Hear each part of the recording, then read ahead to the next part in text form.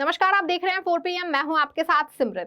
कांग्रेस सांसद राहुल गांधी आजकल अपने अमेरिका दौरे पर हैं। इस दौरान वो अलग अलग कार्यक्रमों में हिस्सा ले रहे हैं और बातचीत कर रहे हैं। अपने अमेरिकी दौरे के दौरान राहुल गांधी ने भाजपा, आरएसएस व मोदी सरकार को लेकर तमाम तरह के बयान दिए और अमेरिका में भी बैठकर राहुल ने भाजपा को घेरने में कोई कोर कसर नहीं छोड़ी है। नेता प्रतिपक्ष राहुल गांधी ने लोकसभा चुनावों की निष्पक्षता पर भी सवाल उठाया। साथ ही चीन के मुद्दे से लेकर आरक्षण के मुद्दे तक पर अपनी बात रखी और सवालों के जवाब दिए। लेकिन हर बार की तरह इस बार भी राहुल गांधी के विदेश दौरे पर भारत में हो हल्ला शुरू हो गया है और भाजपा नेताओं को मिर्ची लग गई है, जिसके बाद जो है बीजेपी नेता राहुल को घेरने में लगे हैं, उन पर जुबानी हमला बोलने लग गए हैं। भारत में बढ़ती बेरोजगारी और चीन के मुद्दे पर बोलने पर बीजेपी इतना बौखला गई कि राहुल गांधी पर देश का अपमान करने का आरोप लगाने लगी।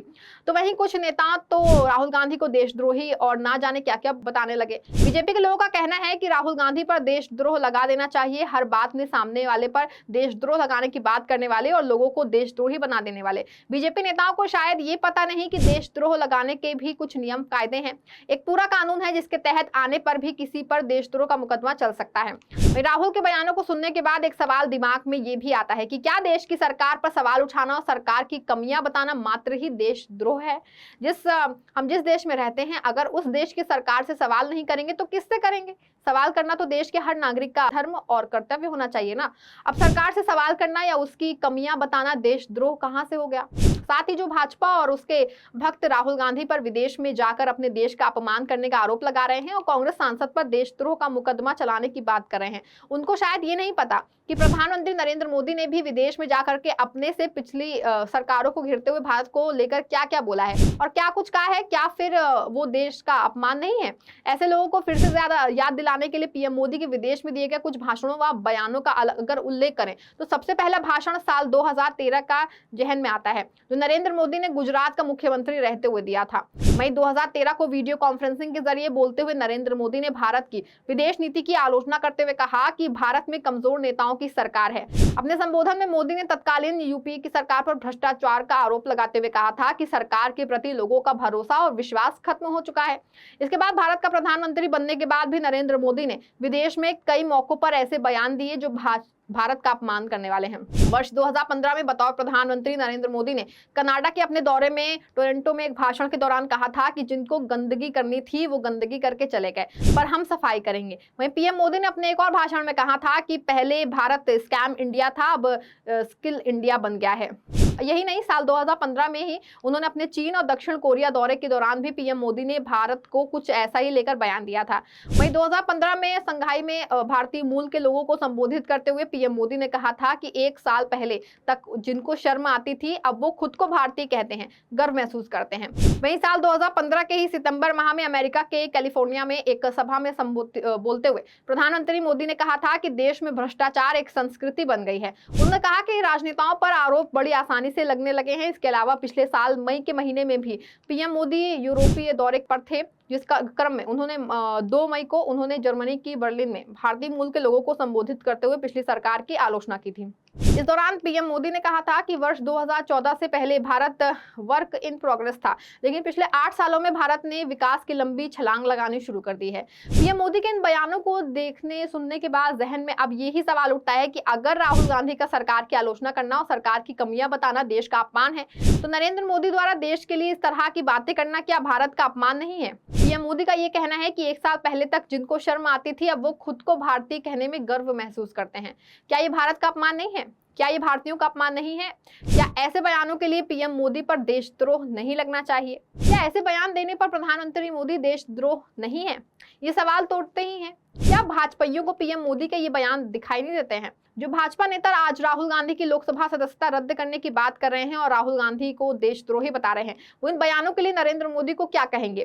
क्या ऐसे बयानों के लिए ये नेता पीएम मोदी को देशद्रोही नहीं कहेंगे? ऐसे ही लोगों के ये कहा जाता है कि किसी दूसरे पर उंगली उठाते से पहले ना एक बार अपने गिरेबान में भी झांक लेना चाहिए, क्योंकि जब हम किसी पर एक उंगली उठाते हैं तो बाकी की 3 उंगलियां जो होती हैं ना वो हमारी तरफ ही होती हैं। इसीलिए जो लोग आज राहुल गांधी को देशद्रोही और ना जाने क्या क्या बता रहे हैं, उन्हें अपने आका और पापा नरेंद्र मोदी के भी बयानों को एक बार सुन लेना चाहिए। भाजपा के नेता और उनके भक्त राहुल गांधी पर अमेरिका में दिए गए उनके जिन बयानों को लेकर उन पर देशद्रोह का मुकदमा चलाने की बात कर रहे हैं, उनमें एक बयान राहुल का चीन मुद्दे पर दिया गया है। राहुल गांधी ने दावा किया था कि लद्दाख के एक हिस्से पर चीन का कब्जा चल रहा है। उनका यहां तक मानना है कि पीएम मोदी ने इस स्थिति को ठीक करने से तरह से हैंडल नहीं किया। राहुल ने कहा था कि इस समय चीनी सैनिकों ने दिल्ली जितनी जमीन पर लद्दाख में कब्जा कर रखा है, मैं इसे एक बड़ी आपदा के रूप में देखता हूं। राहुल ने कहा कि क्या कोई राष्ट्र ये कहकर बच सकता है कि उसने स्थिति को बेहतर तरीके से संभाला था। मैं बिल्कुल नहीं मानता कि पीएम मोदी ने चीन मुद्दे को ठीक तरह से हैंडल किया है। इसके अलावा भाजपा राहुल के लोकसभा चुनाव को लेकर दिए गए बयान पर भी आग बबूला हो रखे हैं। राहुल ने लोकसभा चुनावों की निष्पक्षता पर सवाल उठाया। अपने बयान में राहुल ने कहा कि मुझे नहीं लगता कि अगर निष्पक्ष चुनाव होते तो बीजेपी को 246 सीटें आ पाती। इसके बाद राहुल गांधी ने चुनाव आयोग पर निशाना साधते हुए बोला कि चुनाव आयोग तो सिर्फ उतना कर रहा था जितना बीजेपी चाहती थी। राहुल गांधी के इन्हीं बयानों को लेकर भाजपा जो है वो बौखलाई गई है और राहुल पर भारत का अपमान करने का आरोप लगाते हुए उनके ऊपर देशद्रोह का मुकदमा चलाने की मांग कर रहे हैं। अब आप खुद सोचकर बताइए कि क्या राहुल गांधी के ये बयान देश विरोधी बयान है? क्या राहुल ने इन बयानों के जरिए देश का अपमान किया है? और क्या इन बयानों के लिए राहुल पर देशद्रोह का मुकदमा चल सकता है? सवाल यही खड़ा हो रहा है कि क्या इन बयानों को देशद्रोह की श्रेणी में रखा जाएगा? उससे भी बड़ी बात यह है कि राहुल गांधी ने जो भी बयान दिए हैं, क्या उसे देश का अपमान माना जाएगा या सिर्फ किसी पार्टी या सरकार की नीति का? लेकिन शायद राहुल पर देशद्रोह लगाने की बात करने वाले बीजेपी के नेता और अंधभक्त ये जानते नहीं हैं कि किसी पर देशद्रोह का मुकदमा कब चल सकता है। भाजपा द्वारा लाए गए देशद्रोह वाले कानून में सरकार की नीतियों के खिलाफ बोलने पर कोई एक्शन नहीं होगा। इससे पहले जब देश में राष्ट्रद्रोह वाला कानून चलता था तब धारा 124A के मुताबिक सरकार के प्रति नफरत और अवमानना पैदा करने को भी अपराध माना जाता था, लेकिन नए कानून में इसे अपराध की श्रेणी में नहीं रखा गया है। इतना जरूर है कि अगर कोई सशस्त्र विद्रोह, विनाशकारी गतिविधियों या फिर अलगाववादियों वाली गतिविधियों में सक्रिय है तो वो सजा का हकदार है। पहले जिस राष्ट्रद्रोह कानून के तहत कार्रवाई होती थी तब वो सरकारी नीतियों के खिलाफ बोलने पर भी जेल की सजा हो सकती थी, लेकिन नए कानून में साफ कहा गया है कि अगर सरकार की नीति के खिलाफ बोलते हैं, अगर आप सरकार के किसी नेता के खिलाफ बोलते हैं तो उसे देशद्रोह नहीं माना जा सकता।